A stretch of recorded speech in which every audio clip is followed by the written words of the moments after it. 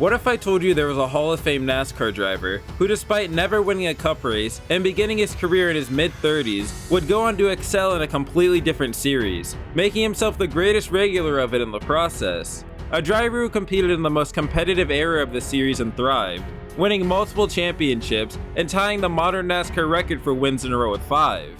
That driver was Ron Hornaday, and to find out how he managed to become the greatest Truck Series driver in history after failing to ever make it in NASCAR's premier series, we have to go back to the early 90s. When in 1992, after years of short track racing out west, with whatever money he could come by financially, Hornaday's persistence finally paid off, winning 3 races and the NASCAR Southwest Series championship at the age of 34. Later carrying the speed over into the 1993 Southwest season, winning 5 of the series races and becoming the first driver in its history to win back-to-back titles. After winning over 10 races in 3 seasons driving in the Southwest Series, it became evident that Hornaday had talent, leading to him being able to compete in a handful of races in NASCAR's premier series, albeit driving for underfunded teams. Hornaday earned a best finish of 22nd in his first 3 years through 1994, jumping from car to car in the Cup Series. However, his last team in Spears Motorsports would take a leap at the end of the 1994 season, choosing to sell off all of their Cup equipment and go racing in NASCAR's third and newest series, the Craftsman Truck Series, or formerly known as the Super Truck Series.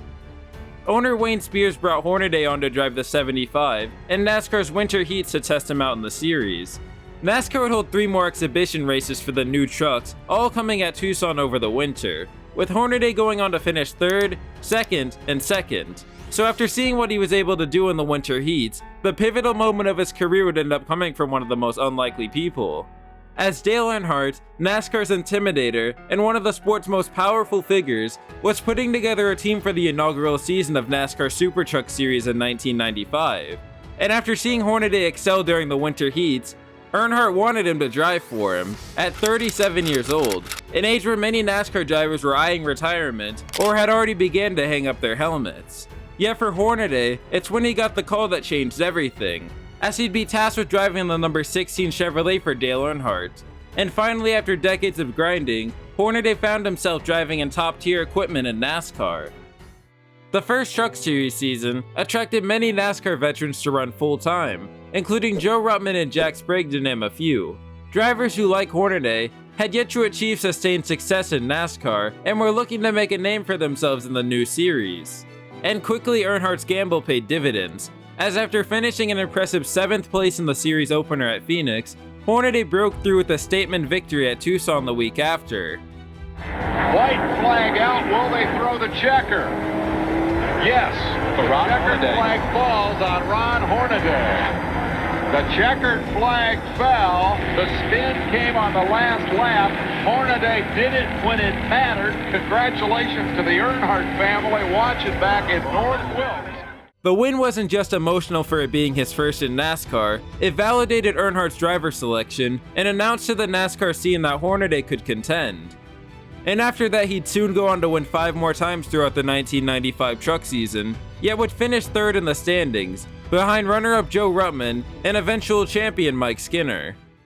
He'd return back to the 16 for 1996, this time with a new sponsor in Napa Auto Parts, bringing along a multi-year contract deal for stability. With this, he'd quickly go from surprising success story to NASCAR champion, earning 4 wins and only finishing outside of the top 10 once in 24 races, with an outrageous 4.5 average finish at season's end, to best Jack Sprague by 53 points, making him a first-time NASCAR champion at the age of 37 and just his 2nd year of full-time competition. Unfortunately, they'd be unable to repeat the consistency that was on display in 1996, as although Hornaday was able to win an astounding 7 races throughout the 1997 season, he'd managed to DNF 5 times, compared to the year prior, when he had just 1 finish outside of the top 10. This relegated Hornaday to a 5th place points finish at the conclusion of 1997, yet despite this, he'd return back in 1998 poised for another title run, eventually going head-to-head with defending champion Jack Sprague for a 2nd title, as after swapping the points lead back and forth with each other for a majority of the season, Hornaday would close out 1998 strong, with finishes of 4th, third, and second to barely squeak out his second title in 3 years by a minuscule 3 points over Sprague, being just one position on the racetrack in NASCAR's old points format. Just like after his first title, Hornaday would regress heavily compared to the year prior, putting up worse numbers in all his counting stats while finishing a career-worst 7th in the standings to wrap up 1999. Nevertheless, over his 5 years with Dale Earnhardt Incorporated in the Truck Series, since its inception in 1995, all the way through 1999, Hornaday had amassed a series-best 25 victories, while also claiming 2 championships. So following 1999, it was no surprise Hornaday's success in the series had finally led into him getting his next opportunity, seeing him move up to the NASCAR Busch Series for 2000, again with DEI, driving the number 3 car and moving into the vacant seat left by Dale Earnhardt Jr. following his call-up into the Cup Series. The transition from trucks into stock cars started off promisingly enough for Hornaday, going on to capture a pair of wins at Nazareth and IRP midway through the season, before going on to round out the year in impressive 5th place in the standings. Yet following this season, sponsor Napa would move up to the Cup Series for 2001 to field a new team with Dale Earnhardt, electing to go in a different direction from Hornaday, choosing the much more experienced Michael Waltrip over him for the ride, eventually leading to Hornaday's release from DEI at the conclusion of the 2000 season. However, Hornaday would still make it to the Cup Series, signing on to drive the number 14 full-time for AJ Foyt, yet never managing to amount to much of anything driving for the underfunded team, only collecting 1 top 10, being a best finish of 9th in the 3rd race of the year at Las Vegas, along with 4 DNQs throughout the year. Hornaday left the team at the conclusion of the season, leaving it with no ride for 2002, and with that, he'd asked Rick Hendrick for any available rides, allowing him to drive the 24 truck for him during the season opening race at Daytona, bringing it home in 12th place. At 44 years old, the 2-time Truck Series champion found himself back in the Busch Series, driving in the Hendrick number 5 as a sub-in for Ricky Hendrick, only managing to collect the best finish of 12th in his starts with multiple DNFs. He'd continue to drive in any opportunity that he could find in all 3 series throughout 2002, mainly replacing Lyndon Amick in the number 26 Dr. Pepper car for Carroll Racing, following race 10 of the Busch Series season, going on to earn 8 top 10s and a pole in his time with them. Along with this, he'd return to his roots at the tail end of the 2002 season, closing out the year by winning at Homestead in the finale, driving in the number 11 for Express Motorsports in the Truck Series, going to victory lane for his first time in over 2 seasons. Soon after, the chance of a lifetime in Hornaday's words occurred over the offseason prior to 2003, when he'd be signed to drive the number 2 Chevy full-time for powerhouse team owner Richard Childress in the Busch Series for 2 seasons. Hornaday wouldn't waste his opportunity in this ride, and would be the model of consistency over his 2 years with the team in 2003 and 2004, never once DNFing out of a race, while also winning a race in each season, right in the middle of peak bushwhacking, being within striking distance of the title with 2 races left in 2003, but floundering to finish 3rd in the standings, and following it up with 4th the next year. However, these solid seasons wouldn't be enough for Hornaday to keep his ride in the series, seeing him be pushed out the door at RCR at the end of 2004 for rookie Clint Bowyer, leaving him job searching for 2005. With his career at a crossroads and ready to take a mid-pack Busch Series ride to keep it afloat, Kevin Harvick called and offered Hornaday a full-time ride, driving in the Kevin Harvick Incorporated number 6 Chevrolet truck at 47 years old, an age when most drivers are announcing retirement tours, yet Hornaday instead had just received the reset his career desperately needed in an ironic way, as years earlier, Hornaday had provided crucial support to a young Kevin Harvick, even letting him live in his family home when Harvick was trying to break into NASCAR. Now, with Harvick establishing his own team, it was a perfect opportunity for him to pay it back. The 2005 season served as a solid foundation for the first-year full-time entry, with Hornaday returning to victory lane almost immediately in the 3rd race of the year at Atlanta, later wrapping up the season 4th in the standings. However, following this year, sponsor GM Goodwrench would choose to leave the team in favor of just sponsoring Harvick's Cup car, leaving the now newly numbered 33 truck unsponsored for most of the season. Nevertheless, in an all-black truck, Hornaday was still able to go out and secure 2 wins, coming at Mansfield and Kentucky, eventually concluding 2006 7th in the final standings, with a nearly identical season stat-wise to the year prior. Heading into the 2007 season, Hornaday faced a new generation of full-time truck competitors, including defending champion Todd Bodine, as well as veterans and former Cup drivers like Mike Skinner, Travis Quaffle, and Johnny Benson, who all had their eyes set on race wins and championship glory. However, instead of being in an all-black truck like in 2006, Hornaday had a full season worth of sponsorship for the year lined up, and throughout 2007, he'd showcase remarkable consistency, finishing inside the top 10 in 22 of the 25 races, while also collecting 4 wins. Eventually setting up a championship battle with Mike Skinner at the finale, the same driver who won the title over Hornaday in the first season of the Truck Series all the way back in 1995. Hornaday entered the race down 29 points to Skinner, in need of a miracle, and that's exactly what he would get, as Skinner would suffer tire issues all race long to derail his night and his entire season, before eventually suffering the reverse Kurt Busch, bringing an unfortunate end to a season's worth of work and gifting Hornaday the championship. Chances are they're going to catch a caution flag. This may be it for Mike Skinner's championship hopes right here. There goes Ron Hornaday, right by the 50, and there goes the left rear, off of the 5. It's Mike Skinner having troubles. The caution flag will fly. This is not good for Skinner, though. In this race, but number 1 in the points. Yeah, what a terrific season for Ron Hornaday. Really, Mike Skinner again. Good job, guys. Awesome, awesome, awesome. That was JB. Ron Hornaday joined Jack Sprague as the only 3-time champion in Truck Series history at the age of 49, making him the oldest champion in any NASCAR National Series. For his age 50 season, he returned with more speed than ever, kicking off 2008 with 3 poles in the first 5 races, while also securing a dominant win at Kansas, seeing him lead 136 of the 167 laps ran on the day.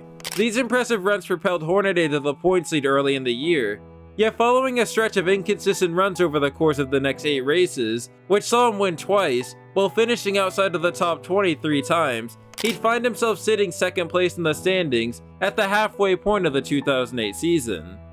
His biggest championship threat, Johnny Benson in the 23, would make things even harder for him after this, by going out and winning 3 races in a row and collecting a top 5 finish at Bristol, while Hornaday would struggle to match that, leaving him 119 points out of first place with 9 races remaining on the season.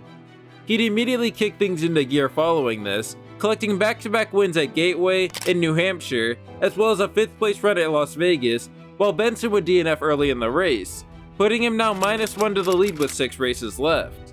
To kick off this 6-race stretch, Hornaday took the points lead with a 2nd place run in the wild card at Talladega by pushing Todd Bodine to the win off at turn 4 and through the tri-oval, but immediately gave it up the following week by running out of fuel with 3 laps remaining at Martinsville while running in 2nd place to none other than Johnny Benson, allowing him to stretch the points lead back out to 65 points. Hornaday would be forced to chip away at the gap over the next few weeks, finishing in 2nd place after being bested in a battle with teammate Ryan Newman at Atlanta and winning at Texas, to put him now 6 points back, entering the second to last race of the season at Phoenix. To say neither of these drivers wanted to walk away with the championship during this race would be an understatement. Each driver was handed an opportunity to run away with a title, yet blew it in their own way, starting off with Hornaday losing it in 3 and 4 on lap 1 after qualifying on the pole during the most important race of the season. He's up beside Ron Hornaday going down into turn 3. It's very difficult to keep your truck up under you when you've got another truck on the outside. Problems already. There goes Ron Hornaday. He turns around. Into the wall he goes. The left front of the truck. And problems with the 71 getting into him as well. Johnny Benson got a piece of that. He got a piece of Ron Hornaday. Hornaday's truck sliding down the track would give Benson damage that the team would spend the entire night repairing. But with the 33 destroyed, it meant all the 23 had to do was finish the race without any major issues for the rest of the night, and they would earn a massive points boost entering the finale at Homestead. However, sometimes in life, things simply aren't that easy. Oh, Johnny. No, Johnny's in it. Johnny Benson gets involved in this one once again. The 7 gets into the wall, and now a caution comes out, and our championship contender gets involved again. This is damage. This will hurt that truck. And here's where he was talking about the right front blowing out. He had some problems here. Yeah, he was all over the racetrack. Yeah, then he gets down there. I think something may have been rubbing. I'm not sure the right front. Now the right front tire is flat even before he hits the wall. So something was obviously rubbing that right front tire. After a disaster of a race in Phoenix, Hornaday and Benson would leave the track finishing 25th and 26th, with now just 3 points separating the two going into the finale. The duo rolled off the grid with a 33 and 4th and the 23 and 8th, seeing Hornaday outpace Benson all day, running away with the championship by spending much of the race inside the top 3. However, a caution would tend to go for Mike Skinner blowing a tire turned the entire event on its head, gifting the 23 team an opportunity to flip the script, as after Hornaday's team elected to give up their track position to pit for 4 tires, Benson's team would elect to do the exact opposite by staying out, hoping the gap in trucks and the short amount of laps left would be enough to hold off Hornaday's fresh tires. The gamble from Johnny Benson's team would pay off, and he'd go on to hold off the hard-charging Hornaday to finish in 7th and win the championship, seeing Hornaday lose the title by just 7 points, a devastating blow after being just 10 laps away from winning another set of back-to-back titles had it not been for the caution. Entering his now 5th year driving for Kevin Harvick Incorporated, 2009 was business as usual for the 33 team, seeing Hornaday put together one of the best runs in NASCAR history while showing a true display of his late career brilliance, beginning right on his 51st birthday on June 20th and stretching over the next 2 months by being the only NASCAR truck winner over that course of time. As it comes out of turn number 4, Hornaday will be a repeat winner at the Milwaukee Mile. Happy birthday. And now a clean racetrack in front of the 33. Hornaday will come to the start-finish line and win his 2nd Elvis Trophy in Memphis. Skinner goes to the high side again. Keeping the momentum up. Skinner in the gas. Hornaday coming out of turn number 4. Hornaday stays in front of Skinner. Hornaday will win again in Kentucky. 3 in a row for Ron Hornaday. But he's not even going to need that, I don't think, Phil. To the outside. Hornaday will set a record. 4 in a row in the Camping World Truck Series. What a race, huh? Hornaday coming out of turn 4. White flag in the air. 1 lap to go for history in Hornaday. This is big, folks. This has never happened before. You love seeing something. You love seeing athletes accomplish things that no one else has ever done, and that's what's fixing to happen with this 33 truck. Didn't go another mile. And for Rick Wren, too, all-time winner in the Truck Series is a crew chief if they can hold it off another corner. They continue to battle for 3rd. Colin Brown on the inside, Timothy Peters on the outside. But the real history is being made. Ron Hornaday will win 5 races in the row at the Camping World Truck Series. The 2009 season concluded with Hornaday earning his 4th Truck Series championship a week early, being secured with a dominant performance of 6 wins, 20 top 10 finishes in 25 races, and an average finish of 6.4, all at the age of 51, even extending his own record as the oldest champion in NASCAR history, continuing to be an outlier in the sport. However, in 2010, it appeared as if his age had finally caught up to him, as although he still managed to win 2 races throughout the season, his DNF total skyrocketed up to 7, while his counting stats all dipped from the year prior, seeing him cut his laps led total in half from over 1,000 to now just above 400, and unfortunately the 2011 season wouldn't start off on the right foot either, as after 5 sub-15th place runs in the first 12 races of 2011, Hornaday and the 33 team found themselves sitting down in 9th place in the standings over a race behind the championship leader halfway through the year. Nevertheless, he'd slowly begin clicking off solid finish after solid finish, hoping to eat away at the points gap, eventually earning 3 top 10s in a row. But a lap 11 crash while running in the top 3 at Bristol would put him right back to where he started, now a race behind the championship leader with just 9 races left. With his back against the wall, Hornaday quickly rebounded with a win at Atlanta in the following race, but during the week of his win, it was announced the team he drove for in Kevin Harvick Incorporated would be selling off all their assets and closing its doors at the conclusion of the season, leaving the now 53-year-old Hornaday without a ride at the end of the year. Now sitting down 48 points with 8 races left, and fighting to prove he still belonged in a top ride, Hornaday went to work at hunting down the championship. First with the 10th at Chicago and a 4th at New Hampshire, being followed up with his 50th career win in the Truck Series the next week at Kentucky, a remarkable feat that only further solidified his Hall of Fame legacy. Hornaday, 2 wins already this season, Texas and Atlanta, both mile-and-a-half tracks. Will he add Kentucky to it? This will be his 3rd win in Kentucky if he holds on. Coming out of 4, Ron Hornaday wins career race number 50. Thank you. Good start, guys. The only way Hornaday could back this up was by winning the very next race at Las Vegas, which ended up being his 51st and final Truck Series win of his career. And to continue his charge for a championship, he and teammate Mike Wallace avoided the chaos all day at Talladega by running up front and dominating with their 2-truck tandem, eventually coming home 1st and 2nd, with Hornaday pushing Wallace to the victory. A 2nd place finish at Martinsville now left him just 15 points behind Austin Dillon with 2 races remaining, entering Texas, with a chance to leave the track as a points leader. Kyle Busch is going to do it right here, though. James Buescher moves up the racetrack. Ooh! Very close. Down to the apron goes Kyle Busch, then he shoots up the racetrack, almost gets into the 31, and here comes Hornaday for 2nd, trying to take that spot away. How about that young driver, Ron Hornaday, trying to get by Kyle Busch here? Ooh, close. 3 wide into turn 4. That moves Kyle Busch all the way up the racetrack. He has to catch it before he gets to the wall. And Hornaday catches the wall. Caution's out. Caution is going to come out.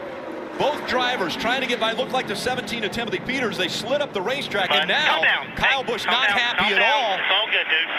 And Kyle Busch is going to turn the 33 to the wall. Our championship contender Hornaday in the wall. Well, Kyle Busch should be parked for this race and maybe the rest of the season for that. Holy cow, I can't believe he Championship did that. contender Ron Hornaday. Although Busch would be suspended from NASCAR for this, it didn't matter, as the improbable late season quest for his 5th championship would come to a close right then and there for the 53-year-old Ron Hornaday. Unfortunately, he'd never come that close to competing for a title ever again, and he'd round out the season with a 13th place finish at Homestead to put him 4th place in the final standings, the highest mark he'd get for the rest of his career. Soon after the season, it was announced that Hornaday would pilot the number 9 for NTS Motorsports for the upcoming 2012 year, seeing owner Joe Dennett elect to bring on the 54-year-old driver for the season. However, the trucks were a far cry compared to the equipment he had been driving, and it showed, as Hornaday would put up the worst 2 seasons of his Truck Series career in 2012 and 2013, driving for the team, capturing just a handful of top 5s while failing to seal the deal on multiple wins. He'd earned one more full-time ride, this time for Turner Scott Motorsports, where in the middle of another consistent season in a fringe championship run, the team abruptly shut down Hornaday's 30 team following the 16th race of the year. He'd be picked up once again by NTS Motorsports for a handful of starts driving the 9, and on Halloween night in 2014, we'd see him round out his career with an impressive 12th place finish at Texas. Soon after his retirement, he'd earned the highest honor any NASCAR driver can earn, by being inducted into NASCAR's class of 2018 in the Hall of Fame, going from getting his start in the sport in his mid-30s to a first ballot Hall of Famer. For every short track racer that ever had a dream, ever had a heart, ever believed in anything that you can believe in, this is the Hall of Fame, and what a class I'm in with. Ray, everybody, thank you for so much. And I know I missed everybody. Family, love everybody, thank you. Once Ron Hornaday's career was over, it marked the end of a journey unlike any other in NASCAR history. With his 51 victories being the most of any full-time Truck Series driver, as well as his 4 championships to match, he solidified himself as the greatest in an era where the competition was at its peak. For years he showed what it meant to be a Truck Series driver, from the moment he strapped into a truck in their first race in 1995, all the way until his final race in 2014. If you enjoyed the video, as always like and subscribe, and I'll see you guys for the next one. 3 wide mid-pack, but out front, Ryan Newman, Kyle Larson to be second again. So close, but I don't think it's going to be enough. Off turn 4, hello Newman. Ryan Newman wins for Richard Childress Racing.